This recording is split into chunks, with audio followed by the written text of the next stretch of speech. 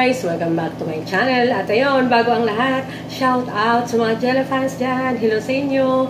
Alam naman natin na kaunti yung ayudang natatanggap natin ngayon mula sa Jella. Simula ng pagbalik nila galing sa kanilang bakasyon. Pero, respeto natin yan kasi privacy nila yan at malapit na naman natin silang makita. Next month ay magsisimula naman yung PVL. Pero ang bago ang lahat, ayan, pinakilig na naman itong si Maring Gemma Galanza, ang kanilang mga fans ni Ella. Kasi may nagtanungan na fans sa kanyang live kung kumusta na sila ni Ella Disut. Ella Disus at ang sagot lang ni Maring Gemma Galanza ay love na yung isa't sa diba? Talaga namang baklang-bakla yung pagkasagot dyan ni Maring Gemma sa kanyang live. Pero syempre, alam naman natin na totoo yan at hindi na kailangang sabihin.